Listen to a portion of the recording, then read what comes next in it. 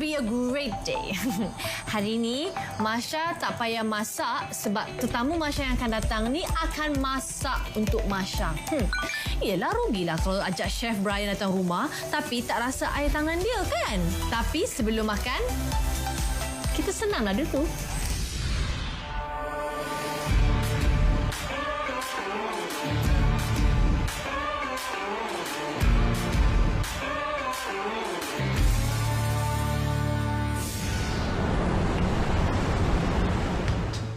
Masya! Oh, Masya! Masya! Oh, Masya! Ha? Akulah. Lah, Chef Brian rupanya. Kita datang nak masak ni. Ya, jom masuk. Sebenarnya dah lama dah I tak jumpa dengan Masya. Tapi bagi saya dia memang, I tak tahulah dia makan apa. Memang awet muda. Sama je dari dulu. Buka mulut memang sama je dari dulu.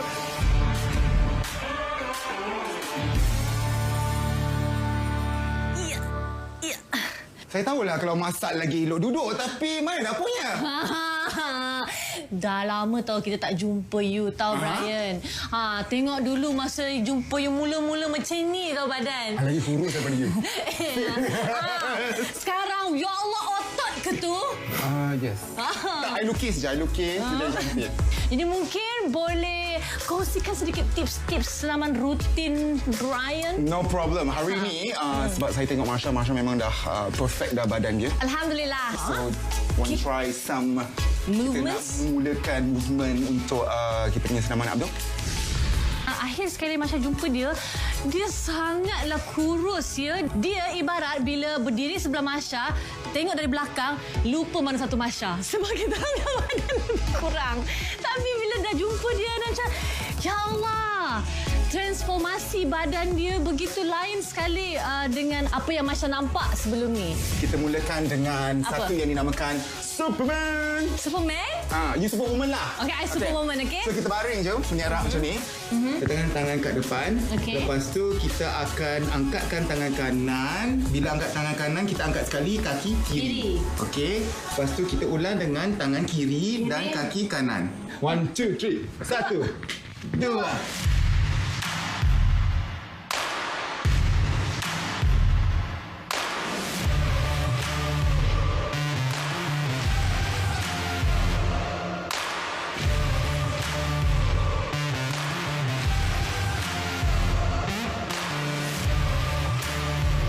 Selain daripada ini, kita ada senaman yang dinamakan plank in, plank out.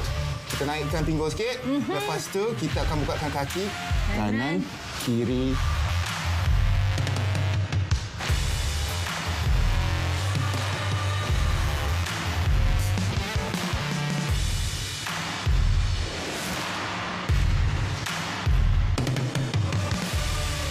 So, dalam plank ni ada satu lagi variasi kepada plank yang mana dinamakan side plank rotation. Okey. Kita letakkan tangan kat kiri kat depan macam ni, bentuk L, 90 degrees. Kita naikkan badan kita macam ni. Ada tak cara yang senang sikit, Brian? Ada. Okey. Bagi mereka yang baru saja mulakan exercise ni, I tunjuk kat depan ni senang sikit. Kita sandar ke belakang sama macam tadi. Kita naikkan tangan. Dan ke bawah. Dan ke atas. Okey, so angkat tangan.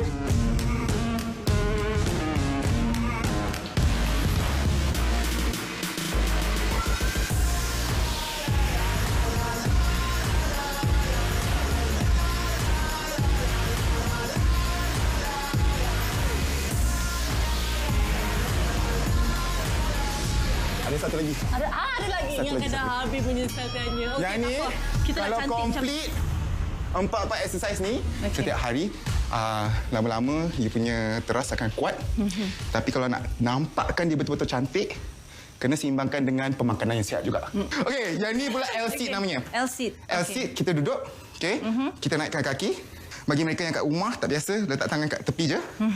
Okey. Dan yang fokusnya adalah betul. Kaki akan membakar juga. Betul. Tetapi anda kena fokus kepada teras anda dan regangan kepada bahagian teras anda. Kita ni. Dan jaga pernafasan.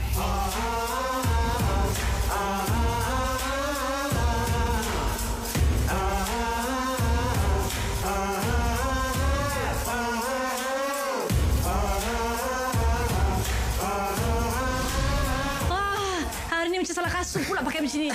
Kasut pun tiba-tiba rasa macam 5 kilo satu ni.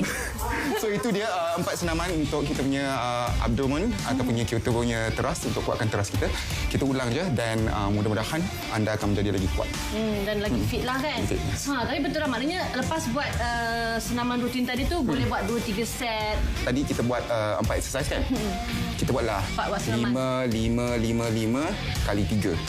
Lepas tu minggu depan kalau dah lebih kuat kali 5.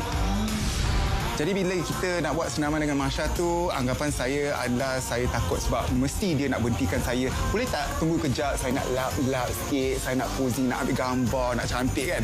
Tapi bila bab senaman ni, dia memang go all out dan juga dia memang bersungguh-sungguh dan saya memang puas senam dengan Masya. Kejap. Dengar tak? Bunyi perut dah bunyi. Apa kata saya bawa Brian ke dapur saya? Yes, that's my favorite. Okey. Ya Allah, boleh bangun lagi ke ni?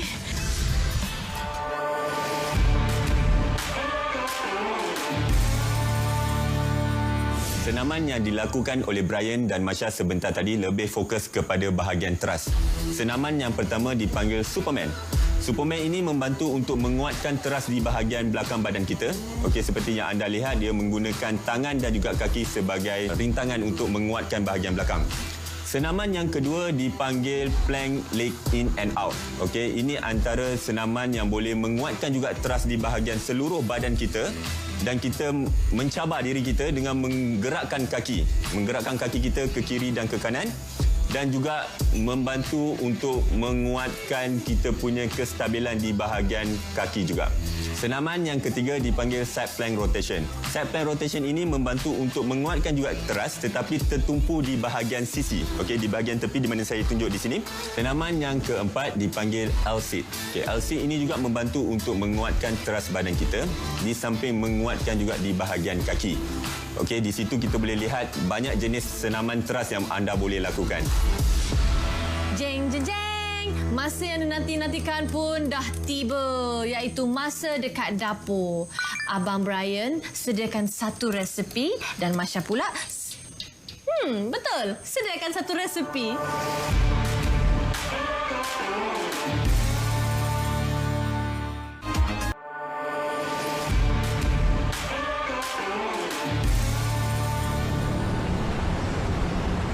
Ya, okey, menu diet sihat kita hari ini dengan cerita Chef Brian nak masakkan untuk Masya. Yes lah, dah bawa chef kan. Alang-alang kan? Alang-alang, takkan nak ambil bayaran free macam.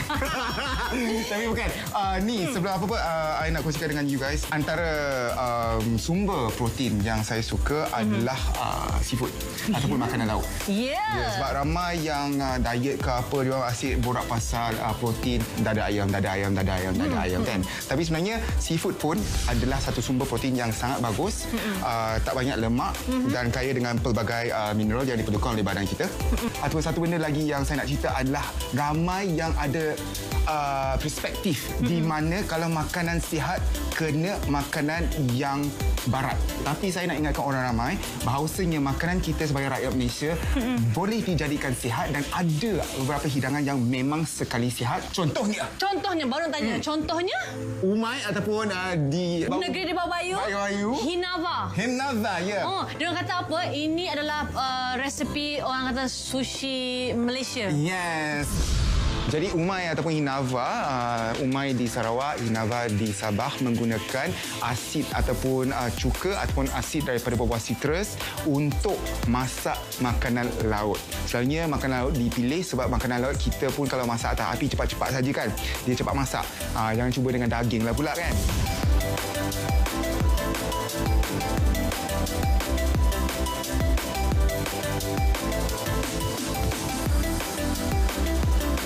Saya selalu menggunakan buah-buah sitrus, contohnya limau nipis ataupun kalau ada oren untuk sedikit kemanisan ataupun ada lemon.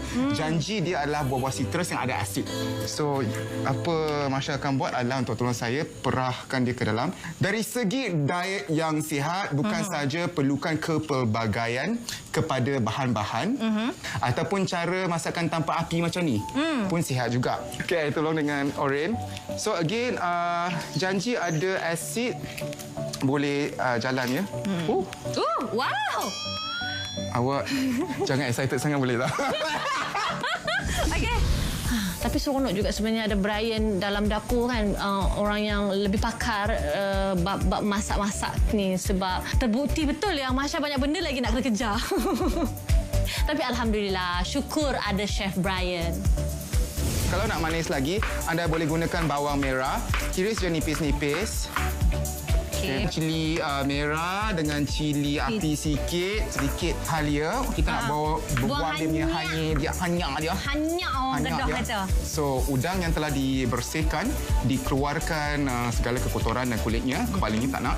Ambil isi je. Kita masukkan dalam ni. Masukkan dalam peti sejuk. Tinggalkan untuk semalaman. Isinya akan dimasak oleh asidnya. Limau tu lah. Petinya sekarang ni, sebelum kita masukkan udang, kita masukkan sedikit garam. Tadi Brian dah masukkan sedikit. Dan untuk pemanisnya, gula semula jadi adalah madu. Yes. Madu di tanah. Banyak. Kita akan masukkan udang. Sekali lagi, kalau nak cepat lagi, kita potong dia kecil-kecil lah. Biasanya kita akan biarkan dia memerap untuk semalaman. Dan sebenarnya Chef Brian dah sediakan semalam. Bila dah ada perap semalaman, dia punya isi tu dia akan menjadi legap. Okey, daripada kepirang-pirangan ataupun kekelabuan kan. Dia jadi lagi putih. Yes, dia jadi putih. Yes. Nampak macam ibaratnya kita dah masak udang ataupun makanan laut tu lebih lama. Yes. Kalau makan macam tu pun boleh sebagai pembuka selera, ataupun kalau nak buat satu hidangan untuk makan tengah hari, kita boleh tambahkan ulam-ulam. So dari segi pemakanan sihat, tips saya selalunya ada 2 ataupun 3. Pertamanya adalah pilih bahan yang sihat. Nombor 2, cara masakan yang lebih sihat. Daripada menggoreng, boleh masak cara ceviche ataupun menggunakan cara umai tadi tu. Ketiga adalah jaga porsi ataupun saiz hidangan. Sebab hari tu Masya ada belajar dengan Kak Nomi dari Cubic Cafe. Dia ajar Masya macam mana nak buat kerabu kacang botol. Ni Masya dah siap dah. Oh, kerabu yang Masya tunjukkan tadi tu. Ya. Yang mana Chef Brian pun dah letakkan kita punya ni umai kita kat atas. So ini adalah satu pairing yang sangat menarik. Cantik bukan? Cantik macam tu. So boleh makan macam ni ataupun kita letakkan umai atas kita punya kerabu dan makan macam tu. Sebab ini kan chef yang masak. Jadi Masya yang rasa. Okey. Makan pula dengan kacang botol ni. Dia sebenarnya kalau kita borak pasal salad, selalunya orang cakap, I diet, I nak makan salad. Kerabu. Kerabu Malaysia pun ada. Ada.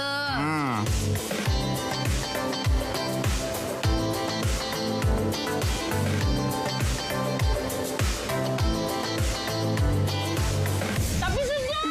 Ya Allah, terima kasih, Chef. Sama-sama. Yang ni, rasanya saya tak mau kongsikan dengan siapa-siapa kat rumah ni. Sebab sedap sangat. Tapi sebelum tu, Chef, Masya ada ajak kawan Masya. Rasanya mungkin kenal, mungkin tak kenal. Tapi tak apa, Masya akan kenalkan Chef dekat kawan Masya. Jom, dia ada dekat tepi tu. Okey, mana dia? Dekat ruang tamu. Lepas Chef Brian dah masak, Masya sajalah bagi tahu Ayang Kamil yang Chef Brian ada dekat rumah. Dan tu juga dia sampai.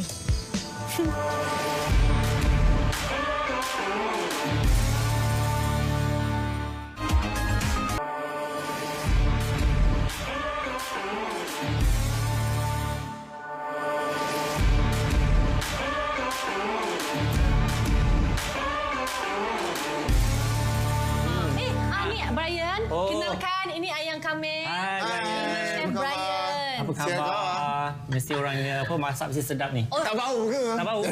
Tak bau ke? Tapi kan, cakap pasal bau kan? Kenapa pada aku? Tak adalah. Tak ada kaitan dengan Brian. Tapi kita kan selalu dekat dapur. Jadi bila lepas tu tambahkan pula kita adalah selebriti lah kononnya kan. Kaitannya tu? Jadi malulah kalau macam kita keluar-keluar rumah. Badan berbau. Badan berbau kan. Faham, So memang Masya agak sensitif tentang topik ini sebab alhamdulillah Masya tidaklah mempunyai bau badan yang teruk sebab Masya kan selalu berada di set penggambaran dan kadang-kadang set penggambaran berlaku di luar kawasan orang kata terdedah kepada cahaya matahari. Jadi potensi untuk bau badan tu sangat tinggi. Yalah, kita berpeluh dan sebagainya kan. Kena tahu punca dia apa kan. Punca dia mungkin dari peluh kita, kelenjar peluh kita yang mengeluarkan peluh. Kemudian ada bakteria yang hidup dan dia akan menimbulkan asid lemak. So asid lemak tu yang dalam kelamaan dia akan membina dan dia akan mengeluarkan bau yang tidak menyenangkan. So orang akan kata ni mesti makan banyak bawang. Selalu orang kata betul ke bawang tu Ada. sebagai orang pakar tentang makanan ni Brian, please. Okey, kami dua-dua jawab ya. Ianya adalah salah, mitos. Melainkan mereka makan satu bumi bawang. Ataupun ambil bawang tu letak dekat mana-mana bahagian, dia akan bau lah. Dia macam potong, ambil jus tu letak kat mana-mana Ya. tu. Tapi yang masak-masak tu, bau-bau daripada masakan, bau daripada bahan-bahan tu tadi mungkin boleh masuk ke dalam badan kita, tubuh badan kita dan dia bekerjasama dengan peluh. Itu yang menyebabkan bau badan. Nah, ada juga lah setengah-tengah makanan yang dia akan keluarkan bau mulut, badan dan sebagainya. Tetapi dia akan keluar kejap je. Contohnya kalau kita makan makanan yang kuat bau macam petai dan sebagainya, mestilah bau mulut. Pergi tandas pun dia bau sikit. So kalau peluh dia akan bau sikit je. Tapi bila ada hari di mana saya tak cukup tidur malam sebelumnya ataupun saya makan sebarangan, esok harinya bila saya berlari, saya dapat bau dia lain. So kalau anda mempunyai badan yang memang betul-betul sihat pun, kalau ada pertukaran dari segi pemakanan ataupun hormon, ini akan efek bau tu. Saya rasa kita kena selidik sebenarnya cara hidup kita dan pemakanan Betul. kita. Saya ada membaca ya. Dia tulis kalau nak tahu kan, bila kita balik malam-malam, kita akan ambil belakang tangan ni dan kita letakkan di bahagian ketiak ataupun di bahagian di belakang telinga dan sebagainya, gosok, keluarkannya rasa macam panas sikit dan kita terpaksa cium untuk kita tahu bahawa badan kita tu ada berbau. Yes. Sebab tu Masya sentiasa akan ada produk-produk yang boleh membuatkan bau badan kita sentiasa segar. Lepas tu Masya akan sentiasa ada wangi-wangian untuk baju pula. Masya ada wangian untuk badan, Masya ada wangian untuk baju. Ada ramai yang gunakan deodoran dan sebagainya. Tak sekali macam mana nak pilih, apakah bezanya, adakah dia bagus. Dia ada 3 jenis ya. Yang satu namanya antiperspirant. Yang kedua adalah deodoran yang saya cakap tadi. Yang ketiga adalah natural stone, natural mineral. Okey, yang selalu yang saya galakkan adalah natural mineral. Ada beberapa jenama dekat Malaysia ni yang ada keluarkan, dia panggil garam asli mineral tu. Garam sebelum jadi ni tadi kan, dia tidak mengeluarkan bau dan dia juga tidak memberi bau yang lain kepada tubuh badan kita. Itu paling selamat pakai dan juga paling, saya rasa saya nak sarankan yang itu kepada anda semua. Yang kedua, deodorant ni dia ada bau wangian yang ditambah. Dan juga dia boleh mengelakkan daripada bau tu merebak ataupun hidup, bakteria tu hidup. Lagi satu yang saya kurang setuju ni adalah yang antiperspirant tadi tu. Sebab dia bila you spray kan, yang jenis spray yang sejuk tu kan, sebenarnya dia tahan daripada peluh you keluar. Sebenarnya itu kita melawan arus biologi tubuh badan kita. Itu tak bagus. Itu dia tersimpan. Nanti dia keluar, nanti dia rembeskan lagi yang tak baik.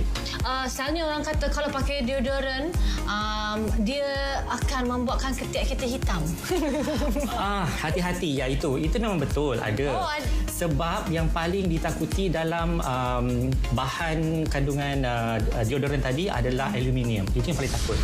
Terkejut jugalah Brian sebab dalam deodorant ada aluminium yang mana Brian sangka hanya ada dalam periuk-periuk sekalian kan. Bahan ini tidak mengandungi aluminium apa-apa. Itu kena tahu. Itu yang menghitamkan. Dan lagi satu, cerita juga. Okey, kalau kita dah pakai benda-benda macam tu, balik nanti kenalah scrub. Pergilah buat scrub. Kadang-kadang ada kesan-kesan daki, kemudian ada kesan-kesan mungkin baju, kadang-kadang ada keluar warna dekat situ. Anda tak ambil kisah berlangsung tentang bahagian-bahagian tu. Biar je. Tapi itulah kena scrub. Tapi itulah masalah lelaki sebenarnya. Lelaki ni kita mandi kan, asalkan boleh je. Kan? Betul. So, satu solusinya saya pernah dengar lah kawan-kawan saya ajak pergi spa. Tapi sebagai lelaki ni saya rasa macam perlu ke sebenarnya? Sekarang dunia dah berubah. Lelaki juga mesti menjaga diri sama juga macam perempuan menjaga diri dia. Sebab value ataupun nilai lelaki tu sekarang ni bukan saja setakat berbadan sihat dan sebagainya, tapi tubuh badan juga memberikan komunikasi yang baik pada orang yang memandang. Gitu. Suka.